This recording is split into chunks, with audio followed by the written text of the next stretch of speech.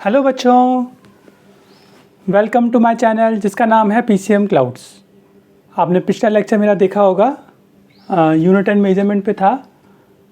अभी हम पढ़ेंगे यूनिट एंड मेजरमेंट में हमारा next lecture.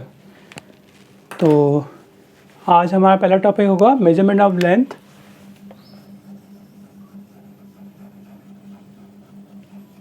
Measurement of length. Okay, तो मेजरमेंट ऑफ लेंथ से आप क्या समझते हैं? मेजरमेंट ऑफ लेंथ मतलब किसी भी पर्टिकुलर हमारे पास कोई ऑब्जेक्ट है, उसकी लेंथ मेजर करना। तो लेंथ छोटी भी हो सकती है, बड़ी भी हो सकती है, तो सबके लिए अलग अलग स्केल होगा। ओके, तो सबसे पहले मेजरमेंट ऑफ लेंथ नॉर्मल जो डायरेक्ट मेथड्स होते हैं, डायरेक्ट मेथड्स में क्या है, जैसे मीटर स्केल, आपने देखा ही होगा, इंच टेप होती है या मीटर स्केल होता है, उससे हम लोग नॉर्मल लेंथ मेज़र करते हैं। सेंटीमीटर में हो या मीटर में हो, वह 1 मीटर 2 मीटर 3 मीटर, उससे हम इजीली मेज़र कर सकते हैं। दूसरा आपका वर्नियर कैलिपर, इसका मेजरमेंट आप लैब में करेंगे। ओके, इससे मेजरमेंट जो होगा आप लोग लैब में करेंगे। तीसरा है हमारा स्क्रू गॉज।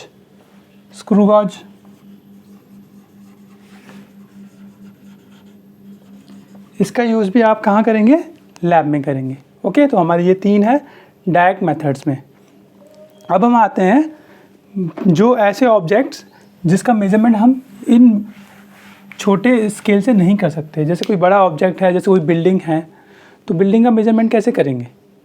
या फिर माउंटेन है, तो माउंटेन का मेजरमेंट कैसे करेंगे? माउंटेन की हाइट कितनी है, तो वो कैसे मेजरमेंट करेंगे? तो उसके लिए कुछ और हमारे पास मेथड्स हैं। ओके, तो हमारे पास है indirect methods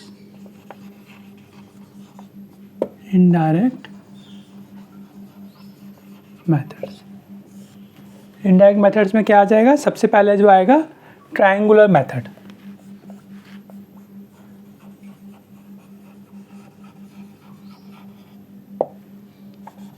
triangular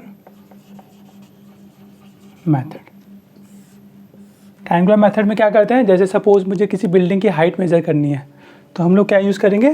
triangular method.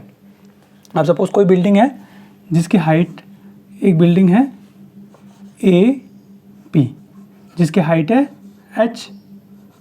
Okay, suppose इसका डिस्टेंस है X, इस पर्टिकुलर जहाँ से हम लोग मेज़र कर रहे हैं। तो ये तो हम मेज़र कर सकते हैं कि ये बिल्डिंग है AB और इसकी हाइट है H, ये मेज़र करना है, और जो इसकी डिस्टेंस है जहाँ से हम मेज़र कर रहे हैं वो है X हमें पता है, ऑफ कोर्स हम मेज़र कर सकते हैं इजीली। ओके, तो हमें हाइट मेज़र करनी है, तो हम लोग ये एंगल ले लेंगे। एक डिवाइस होता है सेक्सटेंट, उससे क्या हम किसी भी बिल्डिंग का एंगल ऑफ एलिवेशन मेज़र कर सकते हैं। This is called angle of elevation. Okay, तो theta is angle of elevation. अब कौन सा फॉर्मूला लगाएंगे इसमें? tan theta is equal to H upon tan theta is equal to perpendicular upon base H upon X। तो यहाँ से क्या आ जाएगा? H is equal to X tan theta.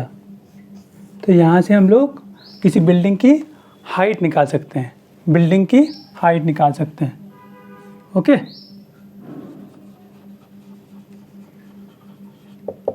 अब सपोज़ ये तो बिल्डिंग थी, सपोज़ हमारे पास कोई माउंटेन आ जाए। ओके, माउंटेन में तो क्या, ये हमें डिस्टेंस जो है ये हमें नहीं पता होगा, क्योंकि माउंटेन ऐसे होते हैं भाई, ये माउंटेन होगा वो ऐसे होगा। ओके, सपोज़ ये अच्छा माउंटेन नहीं है, फिर भी चलो ऐसे होगा, तो उसमें हमें एग्जैक्ट हाइट हम यहाँ से नहीं पता लगा सकते कि कितनी ये लेंथ कितनी है, सॉरी।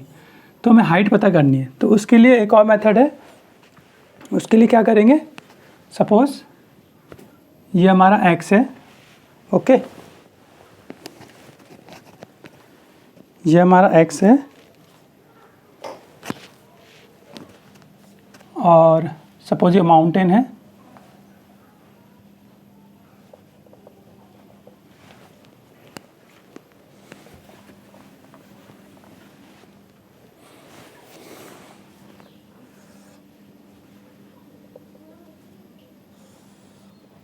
ये x है, लेकिन हमारे पास यहाँ से हम लोग पता लगा सकते हैं ये है d।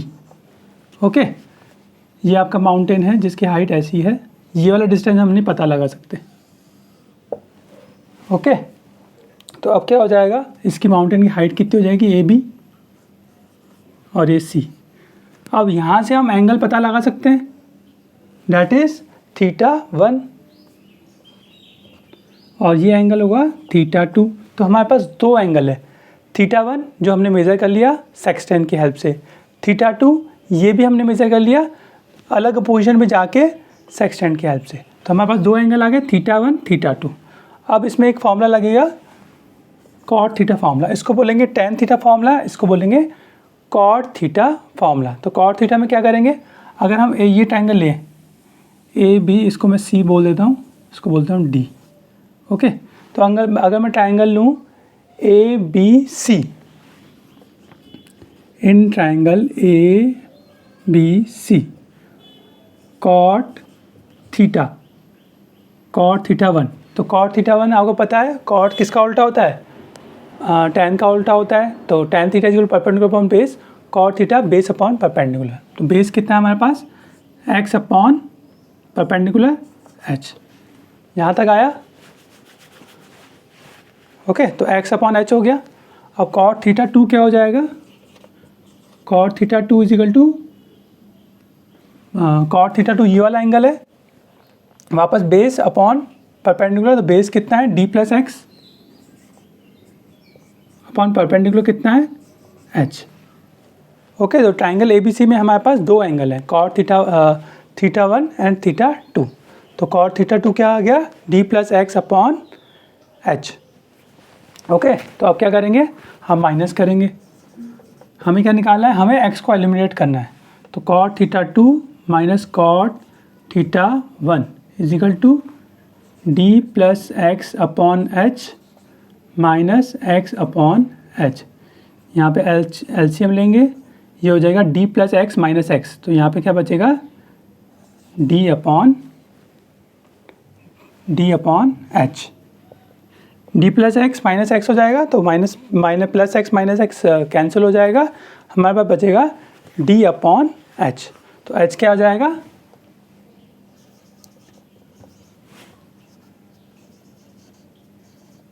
तो एच कितना हो जाएगा यहाँ से, h is equal to d upon cot theta 2 minus cot theta 1। तो यहाँ से हमारे पास एंगल आ जाएगा, आप नोट करेंगे h is equal to d upon cot theta 2 minus cot theta 1। Okay, तो ये हो गया मेजरमेंट ऑफ लेंथ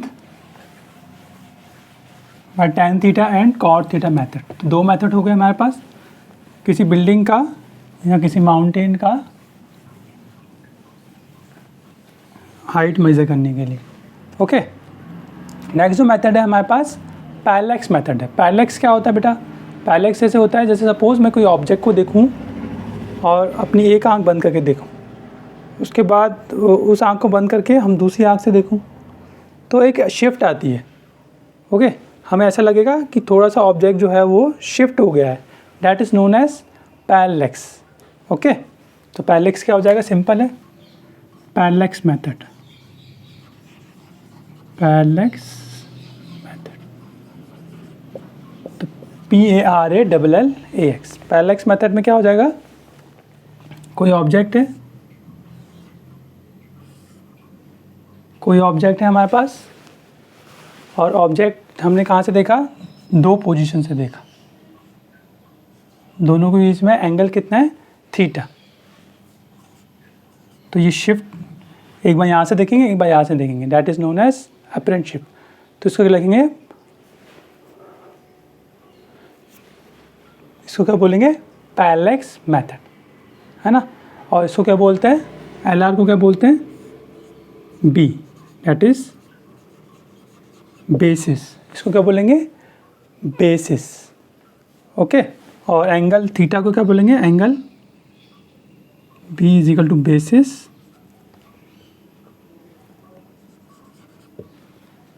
दो ऑब्जर्वेशन पॉइंट्स के बीच में जो डिस्टेंस है उसको बोलेंगे बेसिस, और जो एंगल है, एंगल L, इसको कुछ भी नाम दे दीजिए, LAR is equal to theta is equal to parallactic angle.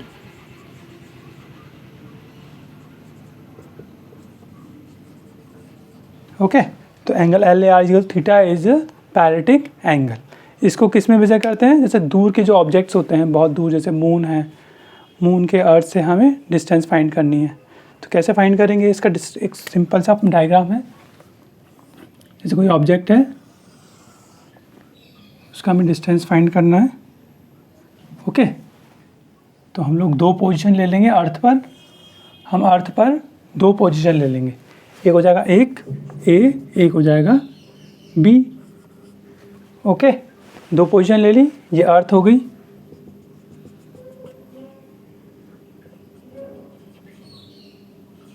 इसको बोलेंगे, इसका क्या बोलेंगे, बेसिस, इसको क्या बोलेंगे, बेसिस। और ये क्या हो जाएगा, इसको S मान लेते हैं, आर्क। और ये एंगल कौन सा है, पैरेलैक्टिक एंगल, पैरेलैक्टिक एंगल दैट इज, ये हो जाएगा θ1 θ2, ओके। तो आपको पता है angle is equal to theta is equal to arc upon radius, theta, अच्छा ये दोनों मिला के थीटा हो जाएगा, theta is equal to θ1 plus theta is equal to θ1 plus θ2, theta angle is equal to arc upon radius, arc upon radius. Arc कितना है बच्चों, आर्क कितना है, B,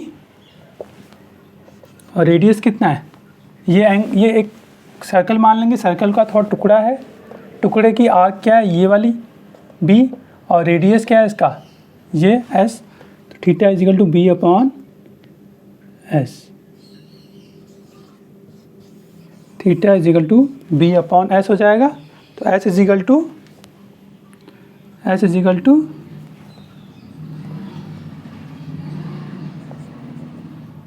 B अपॉन थीटा, इससे हम लोग आर्क निकाल लेंगे। और आर्क क्या है, that is the distance between any object and earth.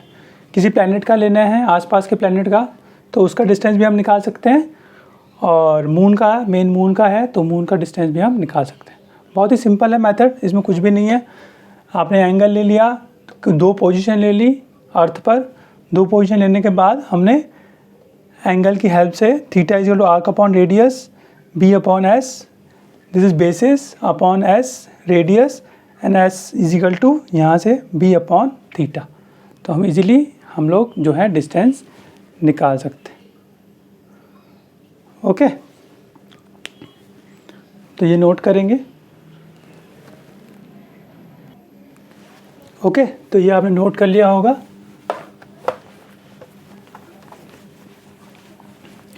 Next method है, छोटे छोटे मेथड्स हैं दो तीन, वो मैं बता देता हूँ।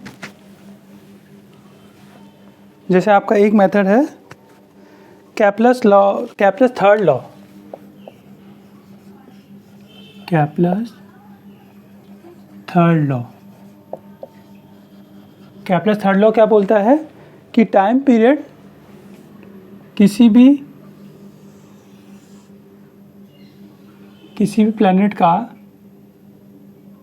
कोई प्लैनेट है जो सन के चारों तरफ चक्कर लगा रहा है, ओके। तो उसका जो टाइम पीरियड होगा, टाइम पीरियड मतलब रेवोल्यूशन का टाइम पीरियड, ओके। तो रेवोल्यूशन का टाइम पीरियड, पहले प्लैनेट यहाँ होगा, यहाँ होगा, यहाँ होगा, यहाँ होगा, घूमता रहेगा, अब दूसरा प्लैनेट भी घूमता रहेगा। सपोज ये वाला प्लैनेट है कोई, भाई एक प्लैनेट ये है, एक प्लैनेट ये है, तो सारे प्लैनेट घूमेंगे किसके, सन के चारों ओर। तो उसका कुछ एक फॉर्मूला होता है कि उनका टाइम पीरियड निकालने का। तो time period is directly proportional to a cube. अच्छा ये क्या है, टोटल ये क्या है, मेजर एक्सिस, मेजर एक्सिस, ये मेजर एक्सिस है, 2a मान के चलते हैं इसको। ये माइनर एक्सिस, क्योंकि जो प्लैनेट्स रिवॉल्व करते हैं ऐसे मान के चलते हैं कि इलिप्टिकल पाथ में ट्रैवल करते हैं। तो ये हो गई मेजर एक्सिस, ये हो गई माइनर एक्सिस। तो इसका आधा कितना हुआ, a, that is semi major axis. तो सेमी मेजर मतलब किसी भी, आपको समझ में कम आ रहा होगा, फिर से एक बार डायग्राम बना देता हूँ।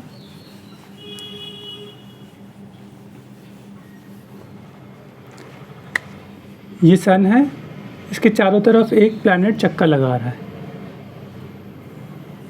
ओके। तो उसमें दो एक्सिस होंगी, एक होगी मेजर एक्सिस, एक होगी माइनर एक्सिस। अभी हम मेजर एक्सिस को ले रहे हैं, मेजर एक्सिस कितनी, 2a मान के चलेंगे। तो इसका आधा क्या हो जाएगा, semi major axis, that is a। तो जो टाइम पीरियड होता है किसी भी प्लैनेट का around the sun is directly proportional to cube of semi major axis, okay. तो टाइम का स्क्वायर, टाइम पीरियड का square is directly proportional to cube of semi major axis. तो अगर एक प्लैनेट में ये मान के चलूँ और एक प्लैनेट और मान के चलूँ, ओके। तो अगर एक प्लैनेट ये मान के चलूँ और एक और प्लैनेट मान के चलूँ, तो एक प्लैनेट को मैं मानूँ T1, टाइम पीरियड T1 और उसकी सेमी मेजर एक्सिस A1। दूसरा प्लैनेट मानूँ T2, उसकी सेमी मेजर एक्सिस A2। तो यहाँ से फॉर्मूला क्या आ जाएगा, T1 square is direct proportional to a cube. तो T1 square upon T2 square is equal to A1 cube upon A2 cube आ जाएगा ऐसे, ओके। तो हमें एक प्लैनेट की हमारे पास सेमी मेजर एक्सिस थी, तो हम दूसरे प्लैनेट की सेमी मेजर एक्सिस निकाल सकते हैं। एक प्लैनेट की हमारे पास थी, ओके, A1 गिवन था, तो A2 निकाल सकते हैं। तो A2 कितना हो जाएगा यहाँ से, A2 cube upon A1, A2 cube upon A1 cube is equal to T2 square upon T1 square. तो यहाँ से आ जाएगा A2 cube upon A1 cube is equal to, वापस से लिख देता हूँ, T2 square upon T1 square. तो A2 cube is equal to A1 cube into T2 square upon T1 square. तो A2 दोनों तरफ क्यूब रूट लेंगे तो क्या आ जाएगा, A2 is equal to A1 into T2 upon T1 की power 2/3। A2 is equal to A1 into T2 upon T1 की पावर 2/3। ठीक है, तो सिंपल है, फिजिक्स से आप डरिए नहीं। फिजिक्स एक ऐसी चीज़ है जो आप अगर अंताक्षरी भी खेलेंगे ना तो भी आपको बहुत मज़ा आएगा, क्योंकि फ़िज़िक्स बहुत ही इंटरेस्टिंग है। हम लोग ने क्या कर रखा है, इसको बहुत हार्ड मान के चलते हैं कि अरे यार फिज़िक्स तो समझ में ही नहीं आएगी। ऐसा नहीं है, फ़िज़िक्स समझने की चीज़ है, इसको लगातार रटिए नहीं। अगर आप इसको रटना चाहते हैं तो आप पास और भी सब्जेक्ट्स हैं, लेकिन फ़िज़िक्स में आपको 70% 80% चीज़ें समझ के ही चलनी पड़ेंगी कि ये चीज़ ऐसे क्यों होती है, ओके, हमारा डिस्टेंस ऐसा क्यों है। आपने एक फार्मूला से भी ये फार्मूला छोटा सा लर्न किया, फिर आपको सब समझने का है कि T square direct proportional to a cube, इसमें तो कुछ दिक्कत आनी नहीं चाहिए। उसके बाद उसको फार्मूला को डिराइव कैसे करना है, सिंपल है। हम किसी भी दूर प्लैनेट की आराम से सेमी मेजर एक्सिस निकाल सकते हैं इस फार्मूला से। तो ऐसे आगे भी हम फार्मूला पढ़ेंगे, उसमें भी बहुत ईजी है, इसको समझ के चलिए। कई बार क्या होता है कि एक ही चीज़ को बार बार रिपीट कर रहा होता है तो हम कंफ्यूज हो जाते हैं। तो अगर आपने तरीका समझ लिया तो आप आगे भी कर लेंगे, जैसे हम आगे के मेथड करेंगे, ओके। कैप्लस, ये थर्ड लॉ है, कैप्लस थर्ड लॉ, इसको आप नोट कीजिए, T square directly proportional to a cube, okay.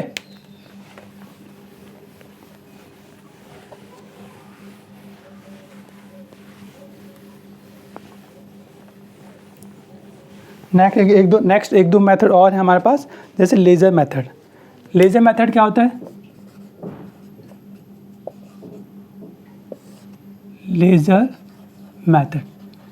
Laser method में क्या करते हैं, किसी ऑब्जेक्ट के ऊपर लेज़र डालते हैं, ओके, फिर कोई बीम डालते हैं, वो बीम वापस टकरा के आती है।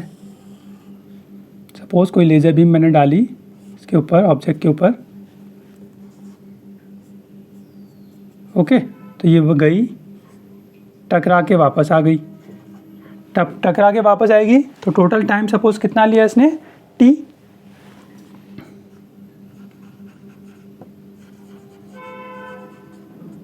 Time taken is equal to t. तो time taken is equal to t, तो डिस्टेंस फाइंड करना है, तो डिस्टेंस क्या आ जाएगा, distance is equal to speed into time. Speed कितनी है, लेज़र की स्पीड हमने लाइट की स्पीड के बराबर माना है, टाइम कितना है, टी। लेकिन यहाँ पे क्या हो रहा है, टाइम जो है वो डबल है, जाने का टाइम भी है, आने का टाइम भी है, तो डिस्टेंस भी डबल आ जाएगा। लेकिन हमें तो सिर्फ एक तरफ का डिस्टेंस फाइंड करना है, तो क्या करेंगे, distance upon 2, that is laser method. किसी भी ऑब्जेक्ट, दूर ऑब्जेक्ट का कहाँ यूज़ होता है ये, किसी भी जैसे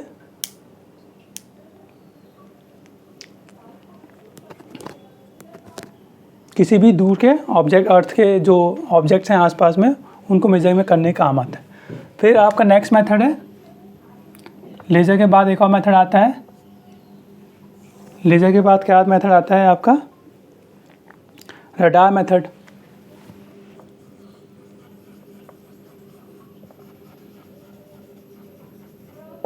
रडार में भी यही करते हैं। रडार में भी क्या, एक आपकी रेडियो वेव, रडार, इसमें क्या लेज़र बीम छोड़ते हैं, इसमें लेज़र बीम मोनोक्रोमेटिक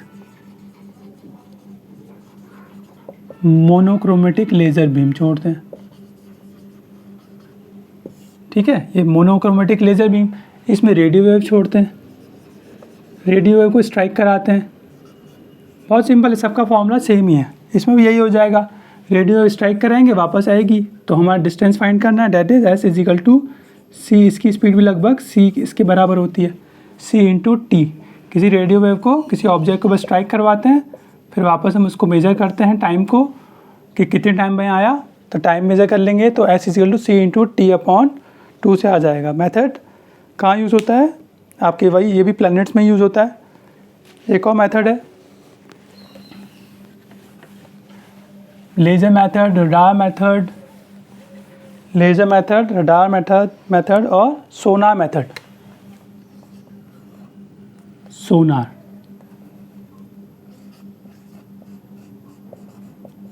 ये कहाँ यूज, रडार मेथड कहाँ यूज़ करते हैं, रडार बोलते हैं ना, प्लेन्स में यूज़ होता है, रडार लगी रहती है, तो प्लेन को उनकी हाइट वगैरह पता करने के लिए काम आता है, या फिर जो अनवांटेड कोई दूसरे प्लेन्स आ रहे हैं उनको ट्रैक करने के लिए काम आता है रडार, ओके। सोनार जैसा सुना होगा आपने, जो शिप्स वगैरह में उनकी गहराई मेज़र करने के काम आता है। सोनार में क्या करते हैं, कुछ अल्ट्रासोनिक वेव्स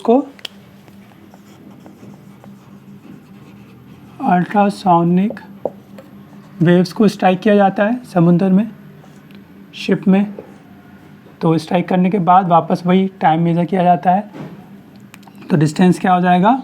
इसमें अल्ट्रासोनिक की स्पीड अलग अलग होती है अकॉर्डिंग टू हम जैसे हम अल्ट्रासाउंड इसमें डालेंगे, वैसे ही हमें स्पीड मिलेगी, तो वो हमें पता होता है। तो इसकी स्पीड लाइट की स्पीड के बराबर नहीं होगी, तो यह v into T, v is equal to speed of ultrasonic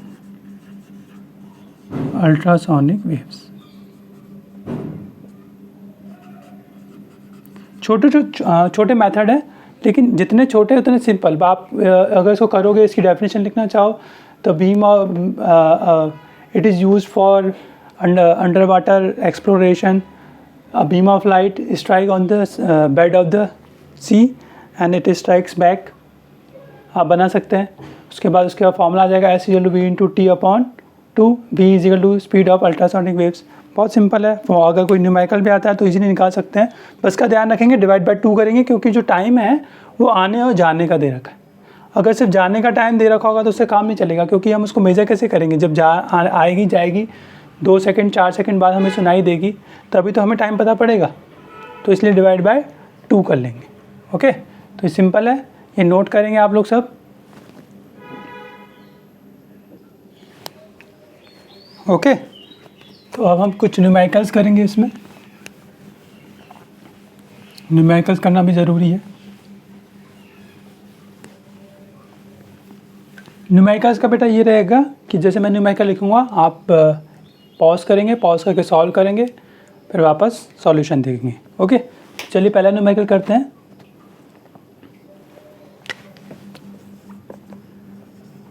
the shadow of a tower standing on a level plane, standing on a level plane is found to be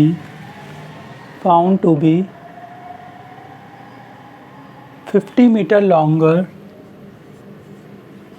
50 meter longer than the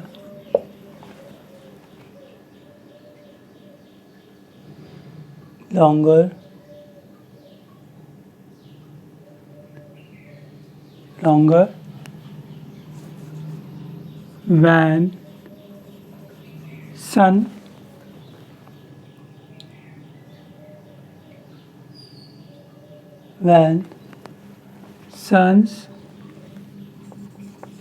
altitude is 30 degree, then when it is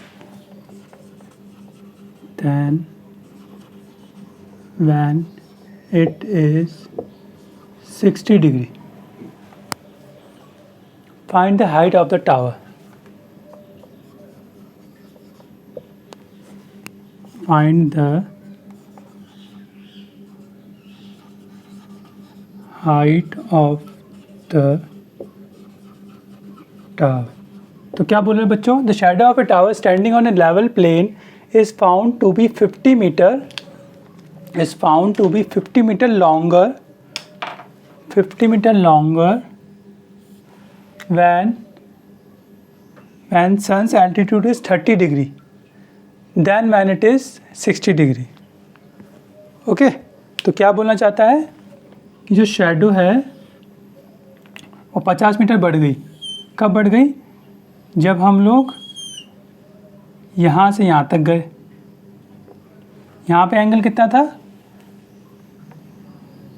60 degree. और यहाँ पे angle कितना बनाया?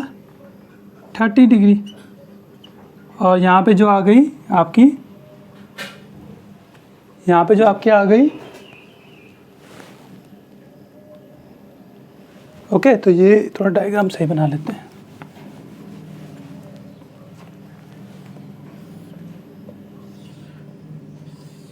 Sixty degree थी और यहाँ से हो गई 30 डिग्री, तो कितना बढ़ गया? 50 मीटर लॉन्गर हो गया।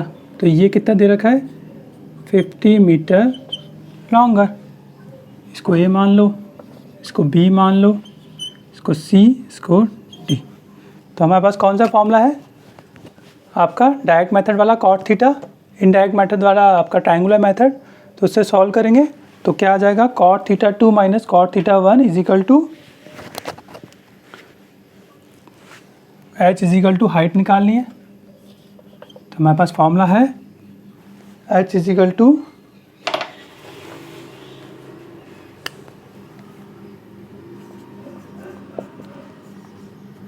D upon cot theta 2 minus cot theta 1। D की वैल्यू क्या है यहाँ पे? 50। और कॉट थीटा की वैल्यू, थीटा 2 की वैल्यू कितनी है? कॉट थीटा 2 की वैल्यू है हमारे पास 30।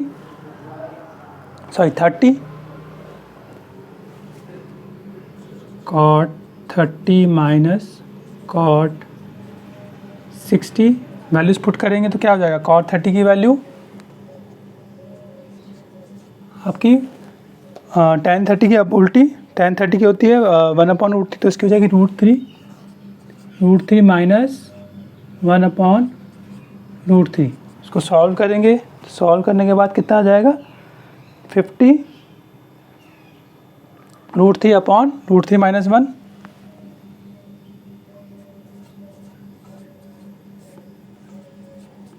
इसको सॉल्व करेंगे तो कितना आ जाएगा 25√3 50√3 सॉल्व करेंगे 3 माइनस 1 आ जाएगा। ओके, तो यहाँ से आ जाएगा 25√3, 25 इंटू 1.732 मल्टीप्लाई करेंगे तो आपका आ जाएगा 43.3 मीटर्स। कैलकुलेशन तो बच्चों आप लोग कर ही लेंगे, कोई प्रॉब्लम नहीं आनी चाहिए इसमें कैलकुलेशन में। ओके, तो दूसरा न्यूमेरिकल करेंगे अब।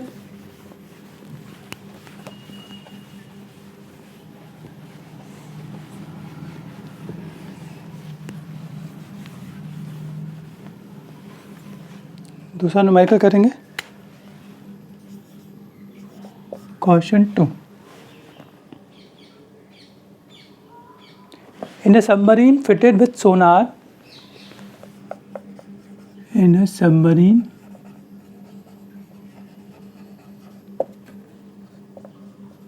fitted with sonar, the time interval between the generation of ultrasonic mounts and the receipt of the echo is 200 seconds. The time interval between generation of ultrasound and receiving of echo is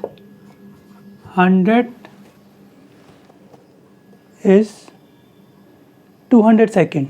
चलो 200 second मान लेते हैं, 200 seconds. तो find क्या करना है, what is the distance of the enemy submarine, the speed of the sound wave is 1.4, what is the speed of the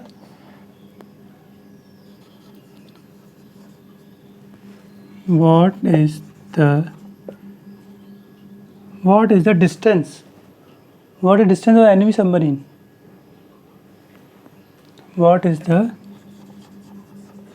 distance of enemy submarine. ठीक है, तो इसमें हमें गिवन क्या क्या दे रखा है, speed of sound wave is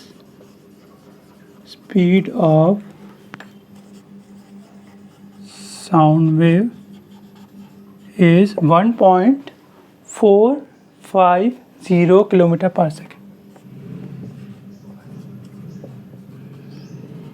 ठीक है, इसको सॉल्व करेंगे सब लोग। In a submarine fitted with sonar, the time interval between generation of ultrasound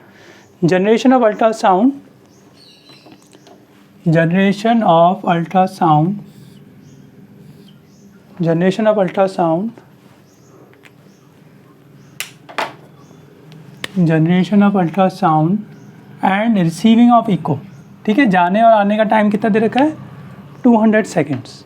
okay, तो यहाँ जाने और आने का टाइम दे रखा है, टकरा के वापस आने का टाइम कितना दे रखा है 200 सेकेंड्स। ओके, तो हम क्या करेंगे, इसमें फॉर्मूला लगाएंगे। सिंपल अपना फॉर्मूला था S = V × T अपॉन 2, जाने और आने का time, simple speed into time. Speed of अपने अल्ट्रासाउंड की दे रखी है, साउंड की स्पीड दे रखी है ये वाली, V × T अपॉन 2, जाने और आने का टाइम हो गया तो डिवाइड बाय 2 कर दिया। यहाँ से क्या निकलेगा 1.490 इंटू 200/2, 1.450 इंटू 200/2। तो यहाँ से क्या आ जाएगा, डिस्टेंस क्या आ जाएगा 145 किलोमीटर्स।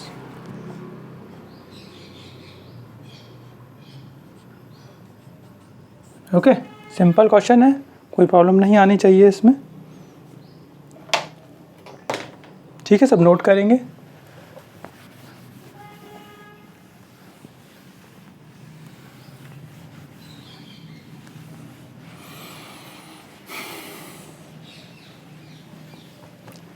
एक और मोबाइल का करेंगे।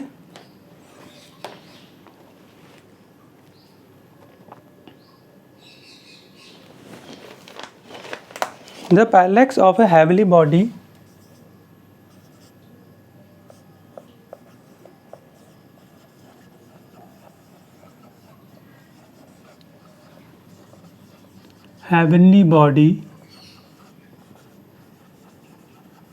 the parallax of an heavenly body measured from two diametrical opposite on equator of Earth. Measured from two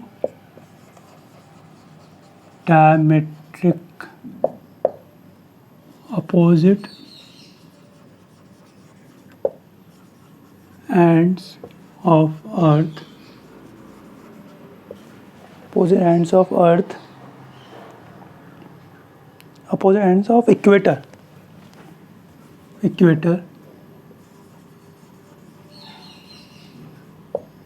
is found to be is 1 minute. Is 1 minute if the radius of Earth is 64. Find the distance of the heavenly body from the center of the Earth. If radius of Earth is 6400 kilometers, Earth is 6400 kilometers, find the distance of the heavenly body from the center of the Earth. Find the distance of heavenly body from center of the Earth, from center of Earth in AU, astronomical unit. 1 AU की value दे रखी है यहाँ पे, 1 AU की value दे रखी है 1.5 into 10⁻11। वैसे तो आपको लर्न होनी चाहिए। 1 AU इक्वल टू 1.5 इंटू 10⁻11। इसको सॉल्व करेंगे सब लोग।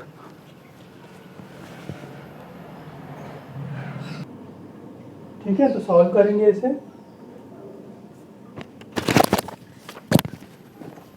तो सॉल्व करेंगे इसे। गिवन क्या क्या है,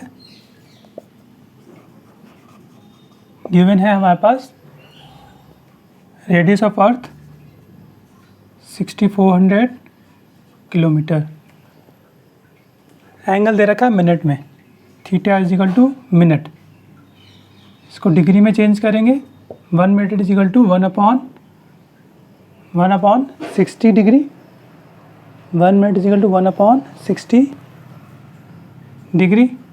और उसको रेडियन में चेंज करेंगे तो 1/60 इंटू π/180। ठीक है, डिग्री को रेडियन में चेंज करने के लिए π/180 से मल्टीप्लाई करेंगे, तो ये हमारा आ जाएगा थीटा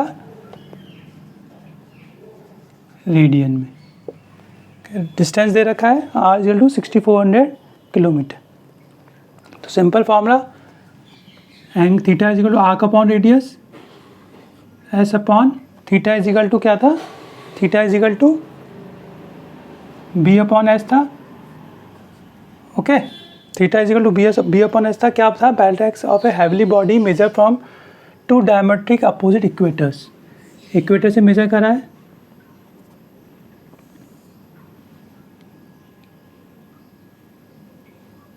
ठीक है। तो टू डायमेट्रिक अपोजिट इक्वेटर से मेजर कर रहा है, तो हमारे पास क्या दे रखा है, थीटा। थीटा दे रखा है, सिंपल है, इसमें फॉर्मूला रखेंगे। एस निकालना है तो S is equal to B upon theta. B की वैल्यू कितनी दे रखी है, बी की वैल्यू हमारे पास है, बी की वैल्यू क्या दे रखी है, हाँ ठीक है। तो एस इजिकल टू हो जाएगा, ठीक है, एस इजिकल टू हो जाएगा बी अपॉन थीटा। तो हमारे पास क्या था, रेडियस गिवन था 6400 और 6400 रेडियस गिवन था, ओके। और हमें मेजर करना था यहाँ से डिस्टेंस, हमने फॉर्मूला लगाया theta is equal to arc upon radius,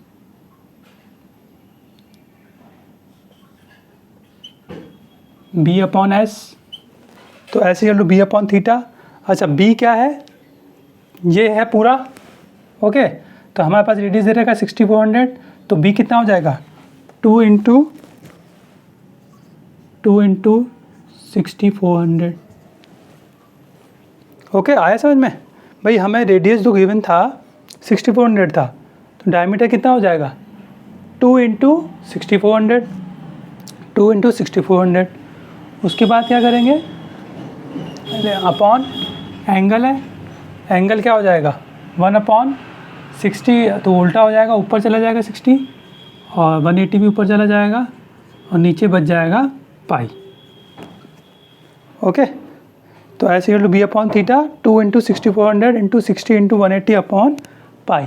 इसको सॉल्व करेंगे बच्चों, इसको सॉल्व करेंगे तो क्या आएगा 4.4 इंटू 10⁻⁷,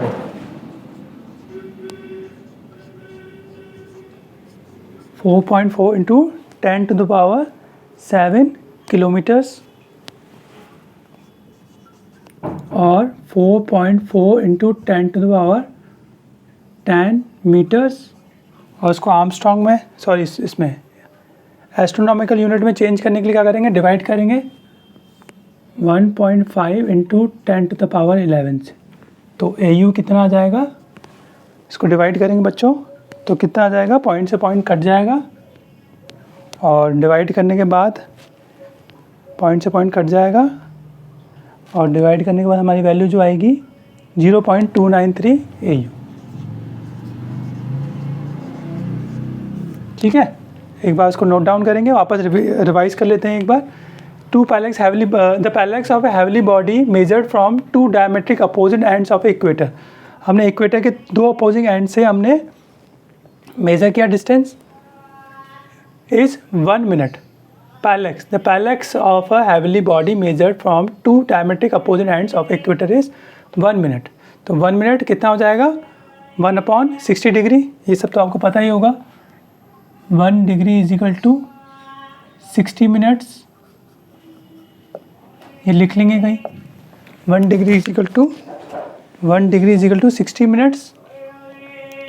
तो 1 मिनट जो हो जाएगा 1/60 डिग्री और 1 minute is equal to 60 seconds, ये होता है। तो 1 मिनट क्या हो जाएगा, 1 डिग्री इज 60 मिनट और 1 minute is equal to 1/60 degree, यहाँ से आ जाएगा। S equal to B upon theta, B क्या है, double of the radius of earth, that is diameter of earth. Diameter of earth क्या है, 2 into 6400 into 60 into 180 upon divide किया pi upon 60 into 180, 60 into 180 जो है ऊपर आ गया और यहाँ पे वैल्यू आ गई 4.4 इंटू 10⁻⁷, 4.4 इंटू 10⁻⁷ वैल्यू आ गई। और इसको हमें किस में चेंज करना था, AU एस्ट्रोनॉमिकल यूनिट में चेंज करना था। तो हमने क्या करा, डिवाइड कर दिया 1.5 इंटू 10⁻11 और ये आ गया 0.293 आर्मस्ट्रॉन्ग, ओके। ये सब नोट करेंगे।